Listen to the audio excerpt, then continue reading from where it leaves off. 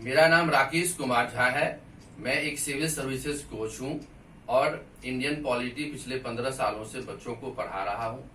Actually में जो UPSC का सिलेबस है उसमें आप जब पॉलिटी को देखेंगे तो उसके कई सारे चैप्टर्स हैं, जिन चैप्टर्स को हमें अच्छी तरीके से समझना होता है और संघ लोक सेवा आयोग के द्वारा जो चैप्टर्स दिए गए हैं उनको बहुत ही बारीकी से पढ़नी होती है। अर्थात मेरा मानना है कि जो आपका जो एक यूजी लेवल का अंडरस्टैंडिंग रहा है, पीजी लेवल का अंडरस्टैंडिंग रहा है, उस अंडरस्टैंडिंग को ही एक्सटेंडेड फॉर्मेट में हमें यूपीएससी का पढ़ना होता है। और यूपीएससी का सिलेबस बहुत ही बारीकी से डिजाइन किया गया है। इसके लिए कई ऐसे बेसिक्स बुक्स हैं जिसको स्टूडेंट्स को पढ़ने होते हैं। विशेष रूप से जैसे हम यदि कॉन्स्टिट्यूशन की बात करें तो उसमें हमें मुख्य रूप से सुभाष कश्यप की पुस्तक है जो इंडियन कॉन्स्टिट्यूशन पे है। उसी तरीके से इंडियन पॉलिटी पे आप डीडी बसु की बुक्स पढ़ सकते हैं। तो मेरा इस तरह का मानना है कि जब आपके पास एक बेसिक नॉलेज हो और बेसिक नॉलेज का जो उसका अप्लाइड फॉर्म है, क्योंकि स्टूडेंट्स सबसे बड़ी बात होती है कि आपके पास एक नॉलेज होना और उस नॉलेज का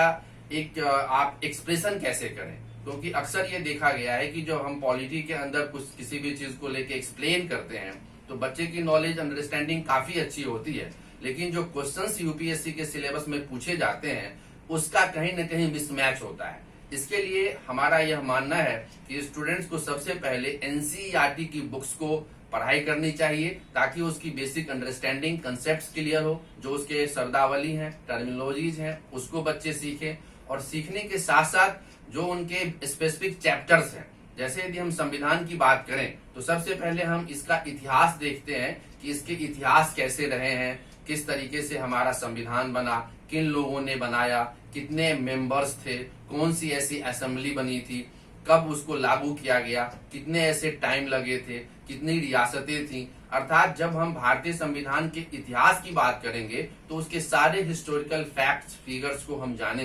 जानेंगे ही नहीं बल्कि उन चीजों को हम अच्छी तरीके से असेसमेंट करके लास्ट ईयर्स के जो प्रीलिम्स के क्वेश्चंस हैं उसको हम देखेंगे, लास्ट ईयर्स के जो मेंस के क्वेश्चंस हैं उसको देखेंगे और देखने के पश्चात एक अपना हम ओवरव्यू बनाएंगे। क्योंकि सभी के पास बुक्स, मटेरियल्स तकरीबन सेव होते हैं। यदि 6 लाख बच्चों ने, स्टूडेंट्स ने यूपीएससी का फॉर्म भरा है तो सबके पास सेम फॉर्मेट में बच्चे के पास मटेरियल्स अवेलेबल होते हैं, बुक्स होते हैं, लेकिन हमने उसको किस तरीके से पढ़ा है। अर्थात फिर से मैं चैप्टर की ओर आना चाहूंगा। जब हम हिस्टोरिकल डेवलपमेंट्स पढ़ते हैं तो उसके सारे फैक्ट्स एंड फिगर्स को जानेंगे, उसको अपने लैंग्वेज में लिखेंगे और एक स्पेसिफिक कॉपी बना के उसकी सारी जो इफ एंड बट्स हैं, उसके असेसमेंट्स हैं, उसकी जो लेटेस्ट जो डेवलपमेंट्स हैं उसको भी हम देखेंगे। फिर हम आते हैं प्रियम्बल पे। हम भारतीय संविधान की प्रस्तावना की जब बात करते हैं तो एक बहुत ही लंबा यह चैप्टर है और इसमें बहुत सारी ऐसी बेसिक्स जानकारियां हैं जिनको हमें सीखनी पड़ती है। जैसे हम देखेंगे ये प्रियम्बल क्या हमारे संविधान का पार्ट है, क्या यह जो प्रियम्बल है अमेंड कर सकते हैं हम, यदि कर सकते हैं तो किस तरीके से होता, जो लेटेस्ट हमारा डेवलपमेंट है उसमें क्या क्या हुआ, ऐसा कौन सा संविधान संशोधन हुआ जिसको हम मिनी कॉन्स्टिट्यूशन भी कहते हैं। तो हमारा जब संविधान लागू हुआ और लागू होने के पश्चात आज तक की जो स्थिति है उसको हम एक बेहतर ढंग से उसको समझेंगे, उसके अंडरस्टैंडिंग डेवलप करेंगे और फिर उसके क्वेश्चंस को बनाएंगे। मैं बार बार अपने स्टूडेंट्स को यही कहना चाहता हूं कि कोई भी चैप्टर पढ़ें तो उसके जो लास्ट ईयर के क्वेश्चंस हैं उस क्वेश्चंस को जरूर देखें, चाहे वो पीटी का हो चाहे मेंस का हो। इवन एक जो इंटरव्यू के कुछ क्वेश्चंस आपके माध्यम से बच्चों को दिया जाता है तो उसको भी देखा जाए, क्योंकि हमें यह जानना बहुत ही जरूरी है कि हम किस तरीके से हमारा जो प्रियम्बल है उसको हम जाने। क्योंकि ऐसा देखा गया है कई ऐसे केसेज हैं, कई ऐसे इशूज हैं जिस इशूज को लेके बाद में डिबेट्स हुए हैं, जैसे केशवानंद भारती केस है, गोलकनाथ केस है, कई तरह के डिबेट्स हैं केसेस में जब हम देखते हैं। अर्थात हम बिल्कुल लॉ के बारे में उसको नहीं जानेंगे, लेकिन इतना जरूर मैं कहूंगा कि जो एक बेसिक अंडरस्टैंडिंग है उसका हम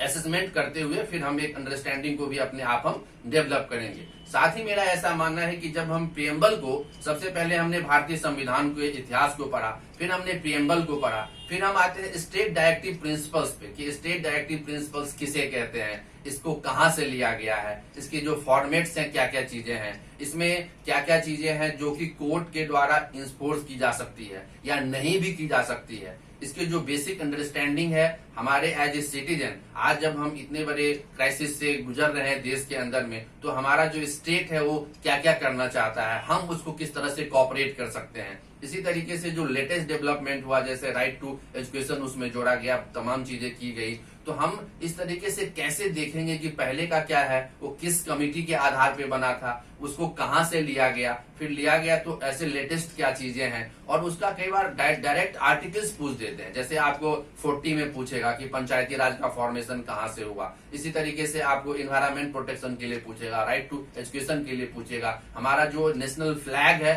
फ्लैग में किस तरीके का चीजें हैं, उसे हम किस तरीके से रेस्पेक्ट करना चाहते हैं। तो मेरा ऐसा मानना है कि कोई भी चैप्टर हो, चाहे वो डायरेक्टिव प्रिंसिपल हो, जिसको हम राज्य के नीति निर्देशक सिद्धांत कहते हैं, उस सिद्धांत को भी जब हम पढ़ेंगे तो उसके सारे टोटलिटीज को, सारे पैराडिग्म्स को, सारे एस्पेक्ट्स को, सारे उसकी जो पहलुएं हैं, उसको देख के हम एक अंडरस्टैंडिंग बनाएंगे, एक अपनी नोटबुक में लिखेंगे, और उसको फिर हम अच्छी तरीके से कर सकते हैं। और फिर से उसी बात को मैं रिपीट करना चाहूंगा कि जो लास्ट ईयर के क्वेश्चंस हैं उसको भी हम देखेंगे, चाहे वो पीटी का हो, चाहे वो मेंस का हो, ताकि हमारा एक अंडरस्टैंडिंग बने और उस लेवल पे हम जा पा रहे हैं कि नहीं, क्या हम उस लेवल को अटेन कर पा रहे हैं कि नहीं। यदि अटेन करते हैं तो वेल एंड गुड, नहीं तो फिर हम उसको 2 बार 3 बार 4 बार बार बार उसको रिपीट करेंगे, और रिपीट करने के साथ हमें काफी अच्छा उसमें नॉलेज मिलेगा तो जाहिर सी बात है कि क्वेश्चंस को हम क्रैक कर पाएंगे, अच्छी तरीके से लिख पाएंगे। फिर हम आते हैं नेक्स्ट चैप्टर्स पे। जैसे हम बात करते हैं कि इंडियन पॉलिटी का जो नेक्स्ट चैप्टर, हम फंडामेंटल राइट्स की बात करते हैं, अर्थात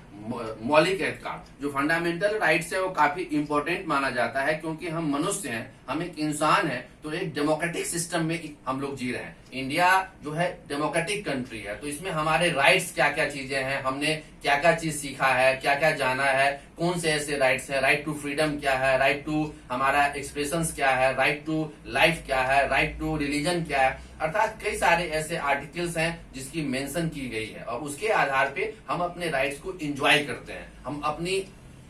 समझ से, अपनी एबिलिटी से, अपनी स्किल से हमें फ्रीडम है कि हम किसी भी तरह की जॉब कर सकते हैं, किसी भी तरह का हम बिजनेस व्यापार कर सकते हैं, हमें किसी भी रिलीजन को प्रैक्टिस कर सकते हैं, हम किसी भी तरीके से अपने देश में हम रह सकते हैं, कहीं भी हम जा सकते हैं, कहीं भी हम बस सकते हैं, कहीं भी हम घर बना सकते हैं। अर्थात भारतीय संविधान का जो ये एक पार्ट है जिसको हम फंडामेंटल राइट्स कहते हैं, बहुत ही इंपॉर्टेंट पार्ट है, और इससे क्वेश्चंस भी कई बार काफी नंबर्स में पूछे जाते हैं, चाहे वो पीटी हो या मेंस हो। तो मेरा ऐसा मानना है कि कई ऐसे राइट्स तो दिए गए हैं, लेकिन उसको कितनी लिमिटेशंस से हम कर सकते हैं, कौन से ऐसे राइट हैं जिसको खत्म भी किया गया, जैसे राइट टू प्रॉपर्टी है, संपत्ति का अधिकार है। तो पहले देखा गया 42nd अमेंडमेंट से पहले ये हमारा एक फंडामेंटल राइट था, बाद में इसको एक लीगल फ्रेमवर्क में लाया गया जब हम बैंकों का राष्ट्रीयकरण किया गया, जब इंदिरा गांधी प्राइम मिनिस्टर थी। तो मेरा ऐसा मानना है कि फंडामेंटल राइट्स का बहुत ही वास्ट एरिया है, वास्ट एक्सपेक्ट है, तो हम उन चीजों को भी जानेंगे, उसकी बारीकियों को समझेंगे